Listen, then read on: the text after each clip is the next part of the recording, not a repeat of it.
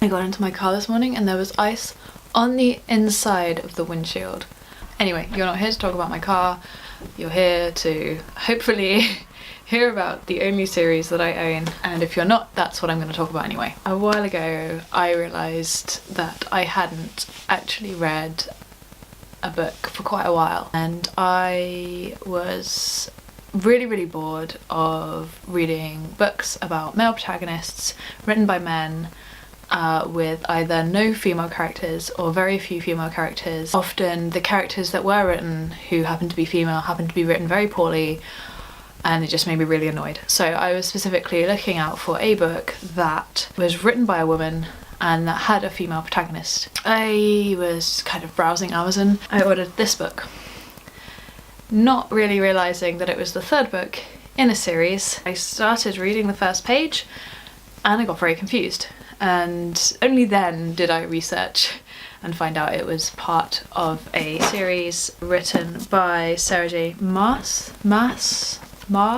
So then I thought, well, instead of reading the third book and being very confused by everything and ruining the entire thing, I decided to get the first two books and read those, saving this for reading it in the right chronology. So I have these 4 books, and at the time I really enjoyed reading them because I hadn't read anything for a long time, as I said.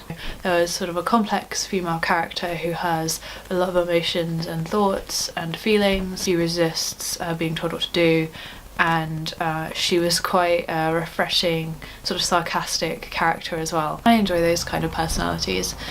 I think that there's something different to what I'm used to seeing, especially not having read a book of that kind for quite a while. I really kind of identified with it. But I raced through these books. I was doing quite a lot of travelling up and down to London at the time on the train, so I had lots of time to read them there. I drive to work at the moment, and so I don't have a lot of time. Quite a lot of people, I see them being able to read on the train or the tube, and that's their main commute to work. My commute to work isn't that long and I have to concentrate on the road, so I don't really get to do that, unfortunately. I enjoyed this series. I read it back again. I think reading it back, it does read slightly more obvious as to the characters. I think to have a real complex character you need more than this within the personality of the character, and I think that does happen towards the end of the series. I think in the first couple of books in particular, when I was reading them again, it really stuck out how very solitary she was as a character. And that's not necessarily a bad thing, but it was very much made a thing of, and it was very obvious that that was the way that the character was written. Ultimately though, I think by the 4th book, I think she softens up a bit, and I think there is a bit more of a complex character there. I haven't read the 5th book in the series. I haven't managed to get my hands on it yet. I really would like to, because now that I've started a series I want to finish a series, but I am still waiting for the best moment to get that book, and I have recently bought some other books that I have started reading, which I'm really excited about. So my feelings on series generally are that I'm hesitant to get into them because if I read one book and it's really good, I have to wait for the next book to come out.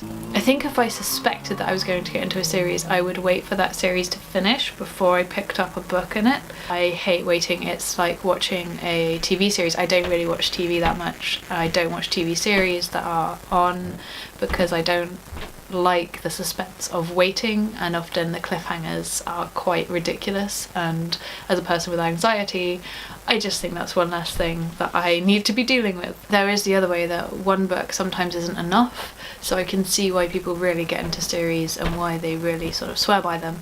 I don't think I've read enough recently to stand one way or the other on it.